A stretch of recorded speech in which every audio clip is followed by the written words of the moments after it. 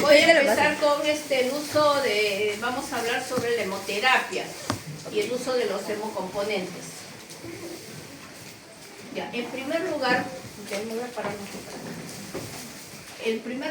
quiero que vean la situación a nivel mundial de la problemática de sangre, y que es todavía más crítico en Perú, ya que, como vamos a ver, la donación voluntaria de sangre es escasa en Perú. A nivel mundial, más de 500.000 mujeres mueren todos los años durante el embarazo o parto. El 25% se produce a causa de hemorragias obstétricas, o sea, una tercera parte de las mujeres que mueren son por hemorragias obstétricas. Entonces, piensen cómo es en Perú, donde hay grandes extensiones de territorio, sobre todo la sierra y la selva, que son inaccesibles a la salud. Entonces, imagínense cuántas mujeres darán a luz. Ustedes saben que las mujeres campesinas se van al campo y ahí dan a luz.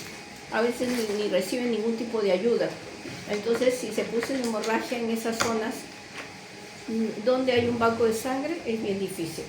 Y la segunda, y el otro problema que ustedes también lo ven diario, son los accidentes de tránsito, que también ese es otro problema, porque nosotros no tenemos un sistema como lo tiene Europa, por ejemplo, de las unidades de las ambulancias, que tienen unidades de sangre ya dispuestas. Entonces, en el mismo sitio de donde se produce el accidente de tránsito, ellos pueden actuar, porque tienen mayor población O negativa.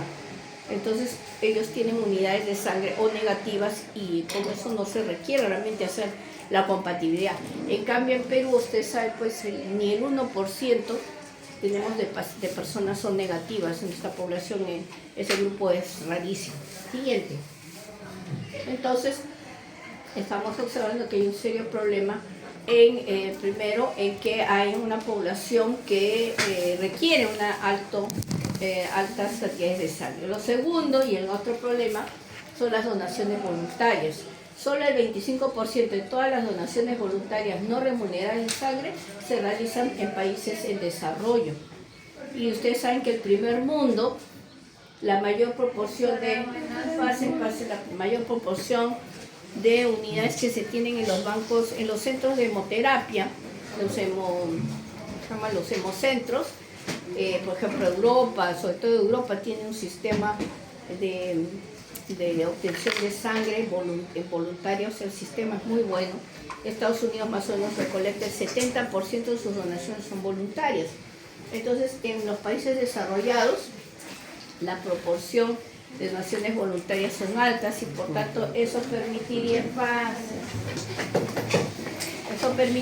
por lo menos tener un equilibrio en cuanto al requerimiento. Y la Organización Mundial de la Salud ha puesto este indicador, que se requieren 40 bolsas de sangre por cada 1.000 personas, ¿no? Y vamos a ver, en el caso nuestro estamos bajísimos de ese estado. Siguiente. Bueno, está todo descuadrado, ¿no? Porque, bueno, el problema de que se está pasando por el teléfono. Entonces, solo 39 países han alcanzado un nivel de donación voluntaria de sangre que cubre el 100% de sus requerimientos. El 89% de los donantes de sangre son regulares, o sea, quiere decir que donan por lo menos 1 o 2 donaciones al año. Y esto ustedes van a ver, si un europeo está de vacaciones en Perú y ya le toca donar, en el país donde esté, acuden a los bancos de sangre y donan, porque eso ya está dentro de su conciencia, digamos. ¿Cuántos han donado sangre acá? No me deja. ¿Cómo que no te deja? Pesa muy poquito. Poquito no me parece. Las chicas han donado, mira. Pesaba 50 kilos, doctora. Tengo anemia, doctora. Tiene anemia de miedo, dirá. No, es que vegetariano tiene anemia. ¿Quién? El delegado. ¿Quién es vegetariano? ¿El delegado? Sí, pues. Seguimos. Entonces, como ven, bueno, seguimos. Siguiente. Esta es una la del 2003, pero no ha cambiado realmente nada. Las cifras incluso han bajado. Ustedes están viendo en los países, Cuba, por ejemplo, claro que Cuba es una isla, ¿no? Tiene poca población, diríamos, ¿no? Entonces más cautivo, y ellos 100% son donaciones voluntarias. Pero si ustedes bajan a Perú, es 3.2% en una época en donde se habló muchísimo de campañas de donación voluntaria. Ahora no se habla nada, desde el COVID prácticamente todo eso, el sistema ha caído. Estamos en menos de 2% de donación voluntaria. O sea, las unidades de sangre que se colectan son todas de reposición, diríamos, y que de ahí la mayoría son de vendedores de sangre. Entonces hay que tener mucho cuidado también y vamos a ver en la hemoterapia, ¿no? A quienes realmente vamos a transfundir, porque basado en esto existe un alto riesgo de contaminación. Siguiente. Entonces, bueno, la Organización Mundial de la Salud siempre saca spots para que motivando a la donación de sangre, ¿no? No esperes a que sobrevengan los desastres. Estamos acá ahorita, han sentido el temblor de 6 puntos y tanto, es un alto, ahí es donde vamos a tener que movilizar. Nosotros el 2007, yo era jefe de banco de sangre cuando se produjo el terremoto en Pisco. Tuvimos que al día siguiente salimos a campañas, abrimos nuestras campañas afuera para precisamente colectas de sangre. Y la gente colaboró, había cantidad de gente, incluso venían familias. Pero el gran problema no es ese, ¿no? O sea, no es esperar al desastre para que nosotros donemos sangre, sino hay que donar continuamente, porque pueda que ahora ustedes vamos a ver, la sangre tiene un tiempo limitado. Entonces en el 2007 cantidad de gente donó y eliminamos muchísimas cantidades de sangre, porque no se utilizaron. Cuando se llevó a Pisco grandes cantidades de sangre de acá de Lima, no se utilizaron muchos porque en realidad hubo muchas muertes. O sea, la mayoría de gente había muerto aplastada por las casas, ¿no? Y recuerden lo que pasó en la iglesia, que estaban los feligreses asistiendo a una misa cuando se cayó pues todo el templo, ¿no? Entonces, lo ideal es donar sangre a menudo, o sea, ser reiterativo, y ustedes que son jóvenes pues tienen todas las posibilidades de hacerlo, ¿no? Sobre todo para el bienestar de nuestros pacientes, ¿no? Que el requerimiento es bien alto, sobre todo los hematológicos, ustedes están viendo, ¿no? Siguiente, por ejemplo, en la mañana hemos visto un paciente que en una leucemia que ha habido con 3.2 de hemoglobina. Entonces, el pobre paciente no sabemos cómo camina, ¿no? Entonces, lamentablemente, nuestros pacientes riesgan para llegar de 3 hasta por lo menos 7 de hemoglobina, necesitamos por lo menos 4 paquetes regulares. Y a veces son pacientes que vienen de provincias. Entonces, hay que donar voluntariamente por lo menos una vez al año. Eso es lo ideal. Entonces, ¿qué pasa con un poquito en la historia lo que pasó en el Perú? En el Perú todo el sistema de lo que se llama el Programa Nacional de Bancos de Sangre surge en más o menos en el año 94. En 1994, ¿por qué ocurrió todo este problema? Los bancos de sangre trabajaban como querían, algunos hacían 3 pruebas, otros 4 pruebas, otros 6 pruebas, no había una estandarización. En el 1994 hubo una denuncia que salió a nivel mundial y que en la maternidad de Lima una mujer, una puérpera, le transfundieron sangre con VIH. O sea, como era una unidad que estaba en sospecha, lo dejan en la conservadora y viene alguien en la noche, saca la unidad sin saber que era pues una unidad que estaba en alerta. Y se transfunde y la mujer al final, en el transcurso de los años, ha muerto. Pero ¿qué pasa? A propósito de eso, se comenzó a trabajar el programa nacional de bancos de sangre. Pero el 2004, imagínense, 10 años después, otra vez en la maternidad de Lima, y acá peor, se contaminaron 10 pacientes.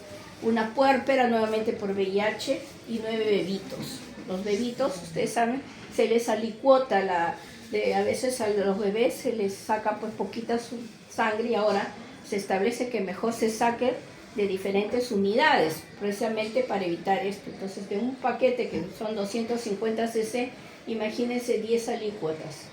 cantidad de unidades que van a salir para pediátricos. Y se contagiaron 9 bebitos con no solamente sangre, sino con plaquetas contaminadas. Eso indicaba que ese banco de sangre trabajaba terriblemente mal.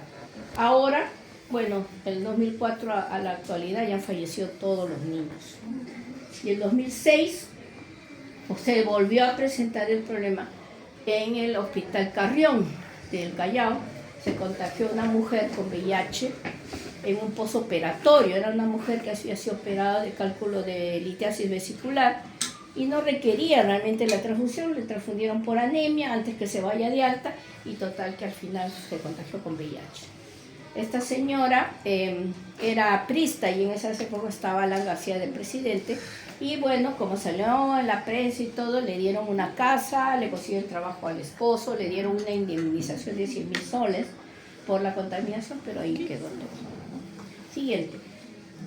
Entonces, como pueden ver, el proceso de la donación de sangre es importantísimo. Por eso es que si ustedes, ojalá no requirieran sangre, pues si lo requieren, tiene que ser lo ideal de familiares seleccionados y familiares mujeres de preferencia, porque de los hombres yo no me confío, ¿no? Porque no sabemos, pues, no sabemos de tu enamorado, de tu novio, de tu esposo, ¿no? Entonces uno dice, son santos, pero son santos diablillos, ¿no? Entonces, siempre, ¿cuáles son los factores para minorar el riesgo de una transfusión? Entonces tenemos en primer lugar el uso racional de sangre y hemocomponentes, o sea, voy a tener que transfundir lo que realmente sí amerita el paciente. Segundo, los donantes deben ser voluntarios de sangre, y acá lamentablemente en Perú no se está trabajando nada en donación voluntaria. Y eso viene también por idiosincrasia, sobre todo en las regiones de la sierra y la selva, donde creen pues que la sangre es vital. Entonces ustedes van a ver en los bancos de sangre ocurre eso. Viene el esposo con la esposa, la mujer prefiere donar ella y dice, no, a mi esposo no lo toque porque está débil, así como dice que es vegetariano, anémico.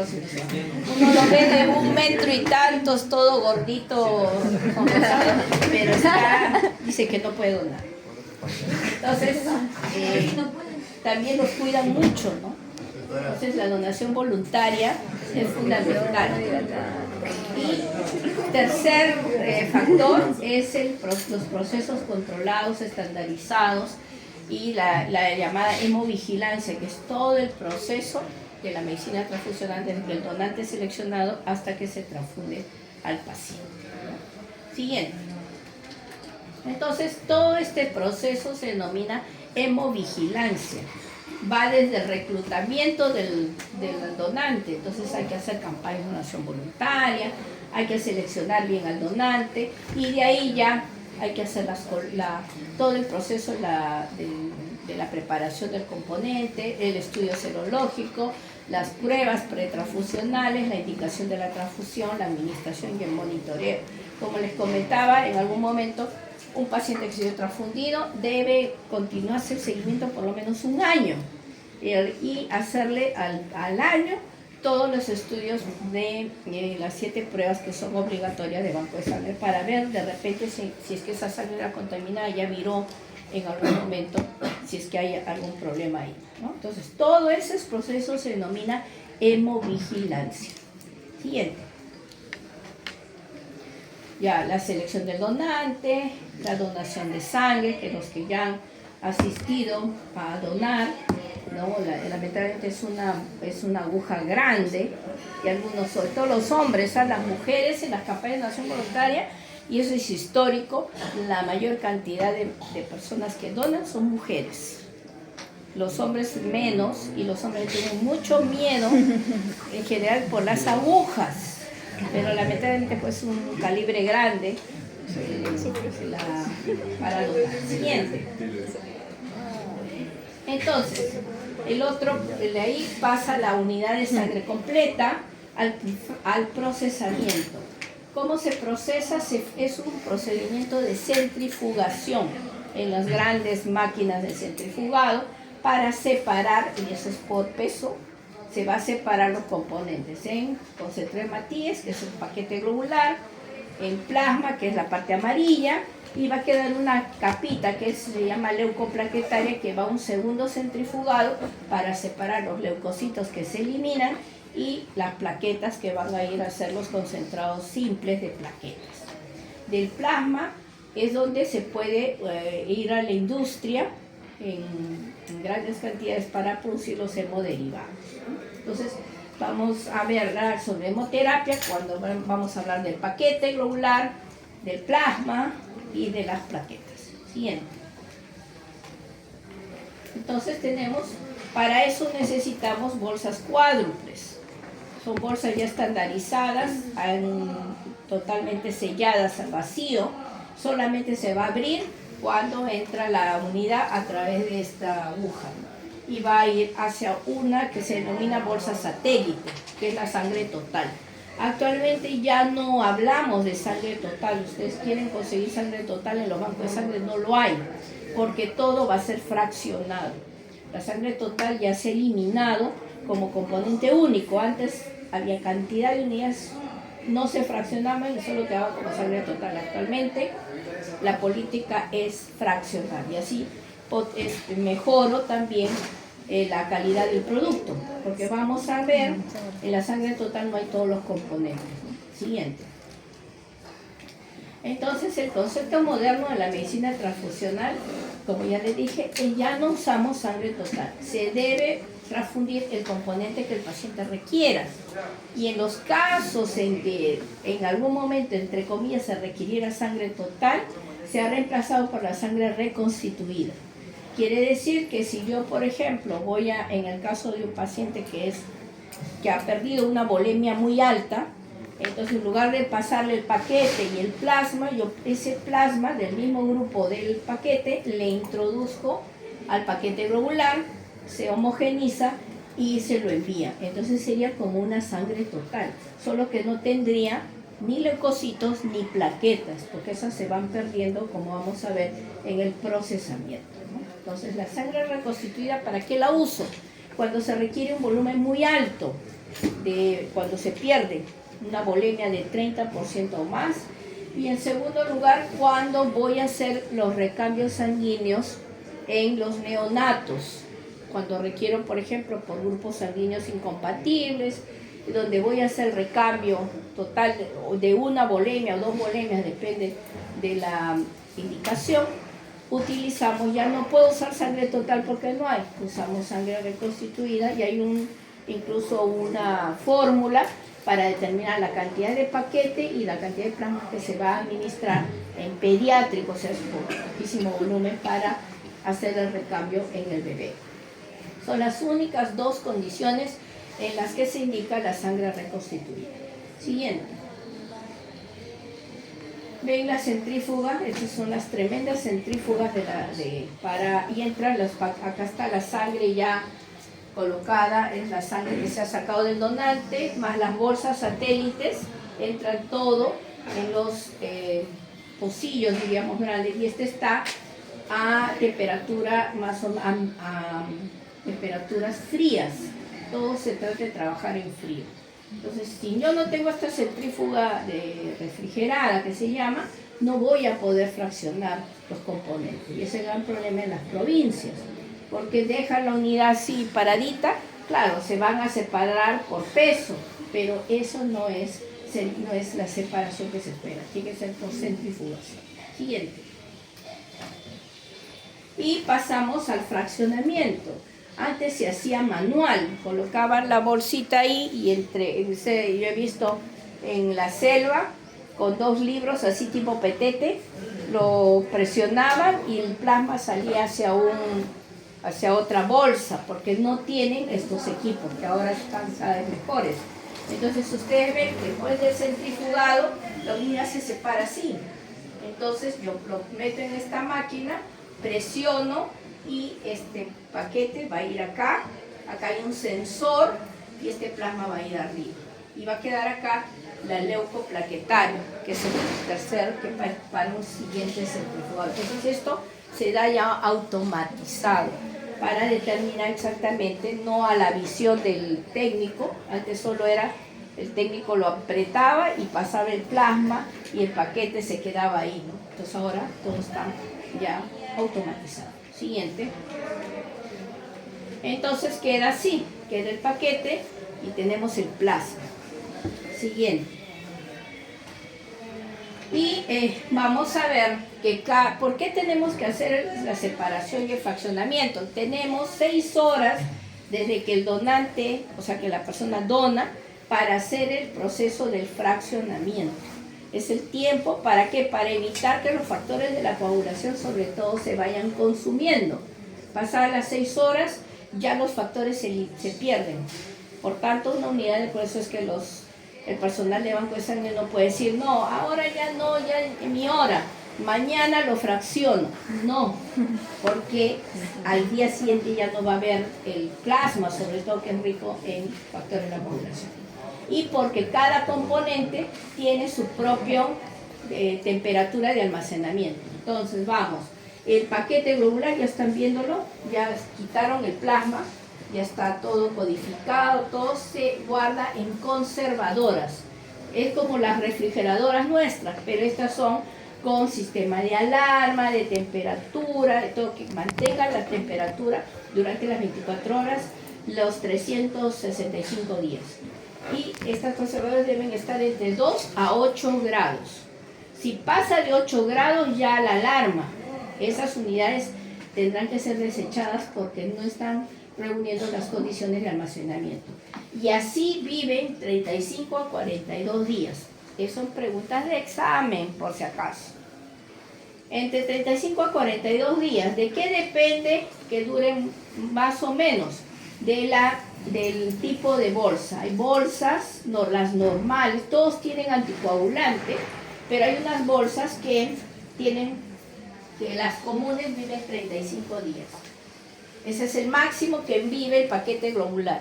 Hay otras que tienen una solución que nutre a los glóbulos rojos y por tanto le permite vivir 7 días más, 42 días, que son las bolsas llamadas de Axol, que son las que se usan generalmente en Lima. Ya casi todos los bancos utilizan las de 42 días. Pasados esos días, tienen que ser eliminadas las unidades. Así se vean bonitas, así las veo, ay no, pero esta está todavía vigente. No, pasan los 35 o los 42 días, depende del tipo de bolsa. Si no ha sido usada, se elimina. Y como ven, están paraditas una tras otra y de preferencia de la fecha de vencimiento más cercana a la más lejana. Entonces así voy sacando las unidades para la compatibilidad. Siguiente. Y las bolsas que están en el mismo día 35 o un día antes 34, ¿no hay problema que se usen? Claro, hasta el 35 días se puede usar, pero pasado ya 36 días ya tienes que eliminarlo. Generalmente el banco de sangre es raro, en bancos como el nuestro, que queden unidades que ya se eliminen. O pueden ser los del grupo A, la AB, por ejemplo, que es rara, pero la mayoría, la O, a los 10 días, 15 días de extraído ya se están utilizando. Siguiente. Entonces recuerden el paquete entre 2 a 8 grados. El plasma, ustedes ven, el plasma fresco es congelado. O sea, son congeladoras de menos 20 hasta menos grados. Mientras menos temperatura tenga, el plasma va a ser mejor conservado. Es como un hielo, ustedes lo sacan y es un hielo. Ahí ven como adoquines. Y así se va a mantener por un año. Pero tienen 6 horas para almacenarlo acá. O sea, si yo fracciono a las 24 horas y lo meto, claro, se va a congelar, pero ya no es plasma fresco congelado. Ese ya es plasma residual. Es un plasma que ya sus factores de coagulación casi todos se han perdido. Entonces lo que yo necesito es tener este componente por los factores de coagulación. Entonces, y tengo que tenerlo a esas temperaturas. En los bancos de sangre a veces uno se va a las regiones y no hay estas unidades, hay refrigeradores comunes. Ustedes saben que arriba, en el freezer, ustedes meten sus helados, ¿no? Sus adoquines, y está congelado. Pero esas no tienen, llegan a hasta menos de 10 grados centígrados. Entonces en los bancos de sangre de las regiones dicen, sí, sí tenemos plasma, y te sacan de ahí. Ese es plasma residual, no es fresco congelado, no tiene ya los factores de la coagulación, sobre todo el 8, que es bastante inestable y que requerimos en mayor cantidad del factor 8 para las coagulopatías, etc. Entonces tiene que ser estos equipos. Siguiente. Y las plaquetas, ustedes saben, estos aparatitos se mantienen a temperatura de 22 grados, o sea, al medio ambiente. Hablamos 22 grados, ¿no? Porque, por ejemplo, acá estaremos en 20 grados, ¿no? Al medio ambiente, pero para tenerlo en mejor control de la temperatura, hay estos aparatitos. Ustedes ven, los meten las unidades y estas incluso vibran o se mueven, tienen que estar en movimiento o algunas como si fuera el pollo a la brasa, dando vueltas. ¿Por qué? Porque si ustedes lo dejan así suelto, ahí nomás tirado, se agregan las plaquetas. Y van a ver el concentrado de plaquetas y ven grumitos, esas unidades ya no sirven, porque se agregaron todas las plaquetas. Entonces, para evitar eso hay que estar en movimiento, sea en esta forma o algunos aparatos dando vueltas, ¿no? Pero tiene que estar así. Y vive de 3 a 5 días. O sea, ¿cuáles son los componentes que más se eliminan? Son las plaquetas. Porque si llegó a los 5 días y no tengo pacientes para transfundir plaquetas, tengo que eliminar grandes cantidades de plaquetas. Se eliminan es el componente que más eliminamos porque lamentablemente no hay una red. El INE, por ejemplo, elimina cantidad de componentes, pero si tuviéramos en red, entonces transferiría a otros hospitales que lo requieren, porque a veces se requiere plaquetas y no tenemos. Siguiente. Y otro aspecto importante son las 7 pruebas obligatorias que hay que hacerle a las unidades que extraemos. Y ven esos tremendos aparatos, estos nos sirven solamente, cada vez son más grandes, para, se introduce el suero y automáticamente cada determinado momento van ya saliendo los resultados. Entonces, las 7 pruebas son para VIH, para hepatitis B, el antígeno superficie y el anticore, hepatitis C, HTLV2, sífilis y Chagas. Todas miden antígeno, excepto, todas miden anticuerpo, excepto el antígeno superficie, que es antígeno. Ese es el problema de los periodos de ventana. Como mide anticuerpo, va a depender de la cantidad de anticuerpos que produzca el donante. Entonces, si la persona tiene VIH y se contagió hace una semana, empieza el virus a replicar, pero el VIH me va a salir negativo, porque la prueba es anticuerpo y de repente en una semana todavía esa persona no ha producido la cantidad adecuada de anticuerpos para que salga la prueba positiva. Entonces, ese es el riesgo, los periodos de ventana. ¿Qué patología tiene el periodo de ventana más largo? El hepatitis C. Y es actualmente el problema de salud pública a nivel mundial por transfusiones de sangre, no es el VIH, es el hepatitis C. Entonces también tienen que considerar eso.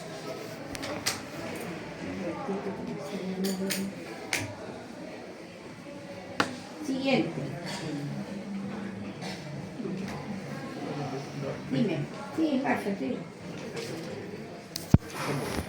Producir el paquete globular, el plasma fresco congelado, los crioprecipitados, que es una fracción del plasma, como vamos a ver, el residual, que es el que la mayoría elimina, y las plaquetas. O sea, de un solo donante yo puedo tener entre 4 a 5 componentes. Entonces, por eso es importante fraccionar, porque optimizo también mi servicio, ¿no? Siguiente. Entonces, aquí estamos nosotros, el médico, y ese es el gran problema de nosotros, somos nosotros que todo lo vemos transfusión. Entonces, tenemos que determinar realmente y pensar, primero, realmente requiere la transfusión el paciente, entonces no basta con el examen de laboratorio, como ustedes saben, tenemos que ver asociado a la clínica del paciente para determinar si vamos a una transfusión. Segundo lugar, ¿hay necesidad de la transfusión o puedo usarlo o puedo mejorar la hemoglobina? Estamos hablando por otros medios. Por supuesto que si tengo una anemia megaloblástica por déficit de B12 y yo le doy la hidroxicobalamina, no va a requerir transfusiones. Tercero, ¿hay más beneficio que riesgo? Riesgo que beneficio. Están viendo y hemos hablado de las complicaciones de la transfusión, todos los riesgos que hay cuando un paciente se transfunde. Entonces le voy a añadir ese riesgo, sobre todo en los niños, en los pequeñitos. Transfundirles desde muy temprana edad ya le estoy ocasionando un alto riesgo.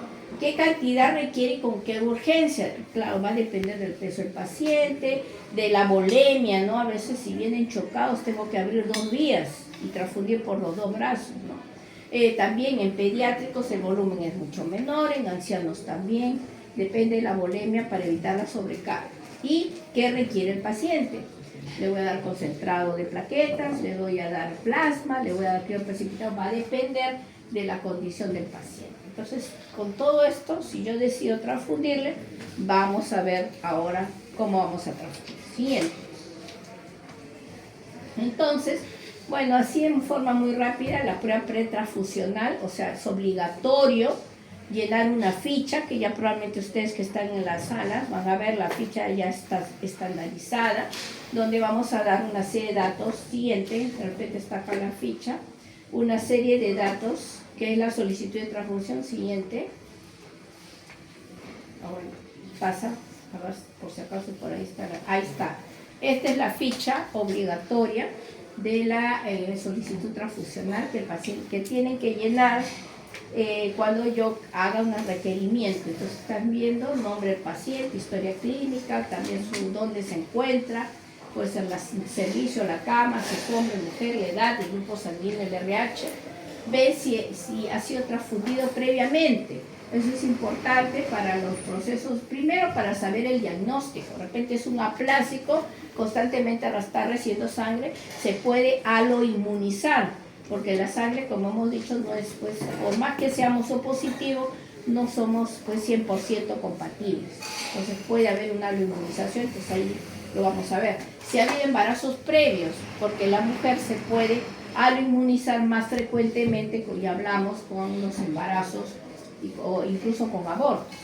El diagnóstico importante del paciente y ahí por lo menos los valores iniciales para poder saber qué rango es, cuál es el déficit, y si voy a poner paquete, plasma, plaquetas, crío, unidades pediátricas, etc. Firma el médico tratante y siguen. Y el paciente tiene que tener un consentimiento informado. Siguiente, el consentimiento informado, que creo que está acá, pasa, ya. El consentimiento, arriba la prueba de compatibilidad, que es obligatoria. ¿Qué cosa es la prueba de compatibilidad? Saco el paquete globular, los glóbulos rojos, les voy a hacer una prueba para relacionarlo con el plasma de mi paciente. Por eso se llama compatibilidad, para ver si es que hay alguna reacción. Significa que o puede ser del paciente o puede ser la bolsa que tenga anticuerpos que están haciendo lo que reacciona. Si no, la prueba de compatibilidad es negativa, diríamos que es compatible y se envía a la unidad. Pero el consentimiento informado es obligatorio. Si el paciente no quiere firmar ese consentimiento informado, yo no puedo transfundirle al paciente. Se le está explicando los riesgos de la transfusión. Y esto se puso a propósito de que cuando ocurrió este problema de la contaminación por sangre, incluso los colegas jefes de banco de sangre estuvieron a punto de sufrieron lamentablemente un juicio y incluso estuvieron con pena de cárcel los colegas médicos, y a los donantes, que eran los de riesgo, que tenían pues el VIH, no les pasó nada. Entonces, a propósito de eso, ya se comenzó también a trabajar el consentimiento informado, que el paciente asuma el riesgo de su transfusión. Siguiente. Y esa es la parte legal. Ahora vamos a ver ya cada componente. El paquete de glóbulos rojos, más o menos su volumen son 300 mililitros. El paquete, la sangre total son más o menos 450 a 500 mililitros. Y ahí ya hemos dicho, fraccionamos y queda el paquete más o menos desde 250 a 300 mililitros. Es concentrado, porque por eso se llama concentrado de glóbulos rojos, también se llama, y su hematocrito es más o menos entre 65 a 80%. Y sirve para incrementar un paquete un gramo de hemoglobina. Es decir, que si yo tengo, en el caso de nuestro paciente que vimos en la mañana, tenía 3 de hemoglobina y ahora quiero que llegue por lo menos a 6, son 3 gramos. Mínimo tengo que pasarle 3 paquetes regulares. Por eso, si yo le transfundo a mi paciente un solo paquete, no sirve para nada, porque va a servir solo a aumentarle 1 gramo. Entonces, hay que recordar esto. Y lo importante es la oxigenación de la tisular de la sangre y la transfusión principalmente en los momentos de hipoxia, y ya hemos dicho que no se requiere transfundir en anemias crónicas que pueden corregirse con medicación. Siguiente. Bueno, esto ya lo pasamos porque hemos hablado extenso sobre las reacciones transfusionales en la teoría. Seguimos, ¿no? Entonces ahí tienen que considerar que las reacciones transfusionales son grandes, ¿no? Siguiente. Y esto también lo hablamos este es del New England Journal of Medicine del año 98, es un artículo interesante sobre los riesgos de una transfusión sanguínea. Siguiente, que también lo hemos hablado en la teoría, pasamos. ¿Ya? Entonces, recuerden, el paquete globular me sirve para los casos de hipoxia. Segundo componente, el plasma fresco congelado, que dijimos que está congelado. Lo que voy a hacer es, si yo necesito ese componente del mismo isogrupo, se llama, o sea, el mismo grupo del paciente, lo que hago es lo saco la unidad y lo someto al baño María.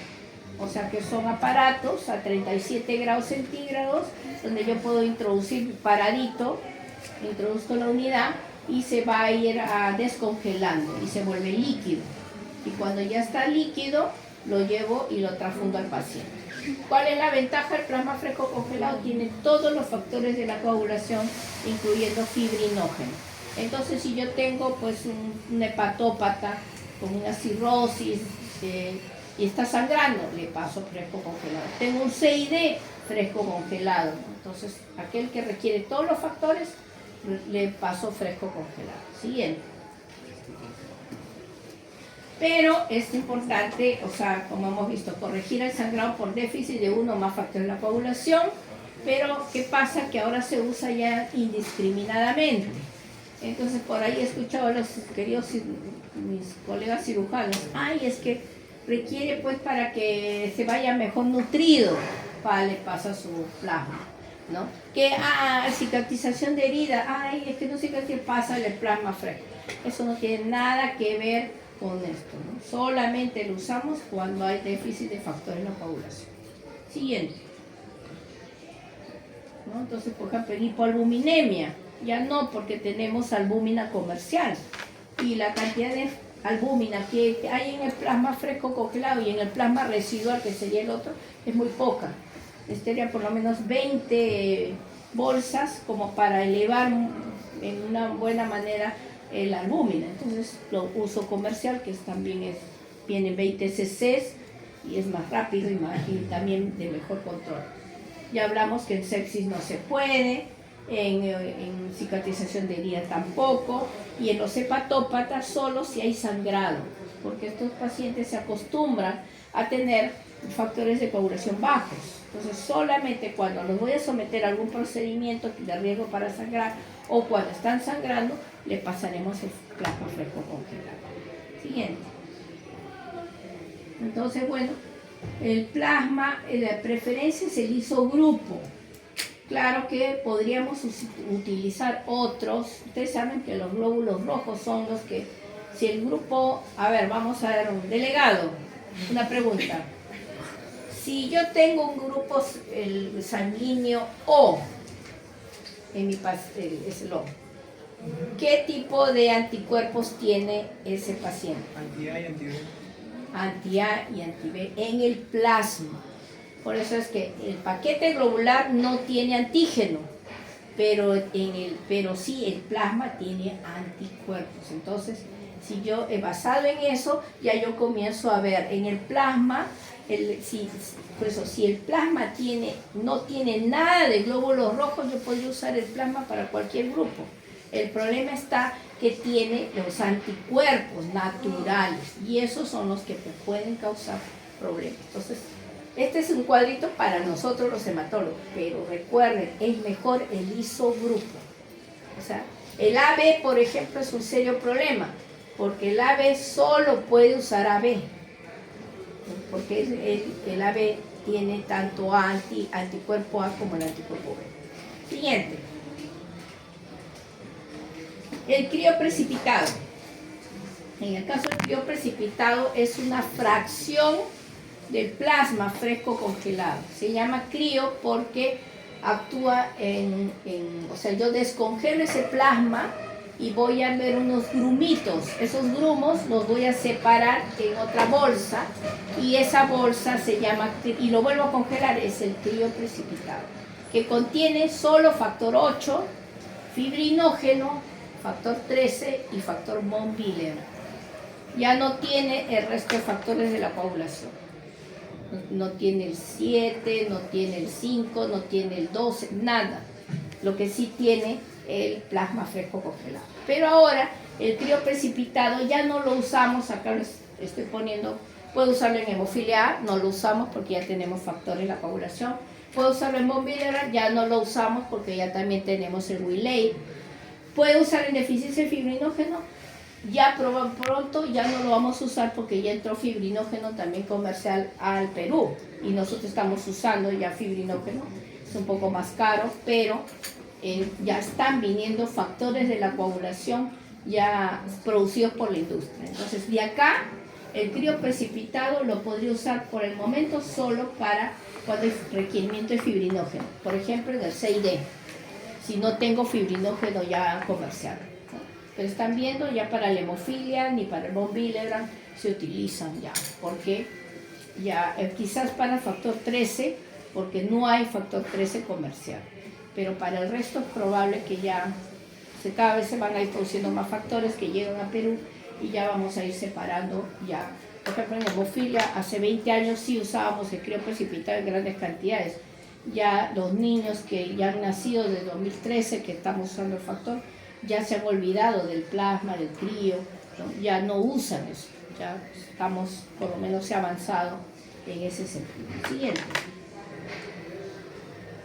Y el plasma residual que les decía, ese plasma que se puede fraccionar en cualquier momento después de las 6 horas o que queda después del fraccionamiento del crío, solamente tiene grandes cantidades de albúmina. Lo uso en hipoalbuminemias o en gran quemados, por ejemplo, si no tengo disponibilidad de albúmina comercial. Que ustedes saben pues que en muchas partes no disponemos de esto. A veces el paciente tendría que comprarlo y nuestros pacientes pues no tienen condiciones económicas. Pero nosotros sí tenemos disponible, entonces ya no usamos pues este tipo de plasma. Bien. Y las plaquetas, como ya dijimos, se mantienen a 22 grados, hay que mantenerlos en movimiento, viven entre 3 a 5 días y se va a utilizar siguiente únicamente cuando hay una disminución de las plaquetas asociado a sangrado, porque tampoco es que le voy a pasar apenas haya baja de plaquetas, y cuando hay problemas en la función plaquetaria, de ahí el número de plaquetas es normal. Por ejemplo, un paciente que usa aspirina y comienza a sangrar. Hay algunos que son muy sensibles a estos antiagregantes y el recuento de plaquetas, por ejemplo, sale 300.000. Está sangrando por la función plaquetaria, entonces transfundiré plaquetas. Siguiente. Y transfundo si son unidades pueden ser simples de un donante o de plaquetitas chiquititas de cada donante que fraccionamos o por aferesis. Actualmente nosotros para pacientes que requieren plaquetas en grandes cantidades, leucémicos, por ejemplo en quimioterapia, aplásicos, usamos las plaquetas por aferesis, es decir, una máquina entre un donante y se le saca solo sus plaquetas. Si no hay esto, usaré de donantes simples y es una unidad por cada 10 kilos de peso. Entonces, si tengo un paciente con 60 kilos, usaré 6 unidades chiquitas, pero son de 6 donantes, a diferencia del concentrado por aferesis, que de una sola persona yo puedo tener una bolsa grande que equivale entre 10 hasta más donantes simples, ¿no? O sea, bolsas simples. Entonces, ahorita nosotros también, como contamos ya con el equipo de aferesis, banco de sangre, nos permite también transfundir plaquetas por aferesis. Siguiente, creo que es el último. Y así los motivos, pues chicos, donar sangre, donar vida. Por favor, está el delegado que tiene su pelo que parece Sansón. Entonces ya pues donen, acudan a donar sangre, que es importante. Listo. ¿Alguna pregunta mientras vamos?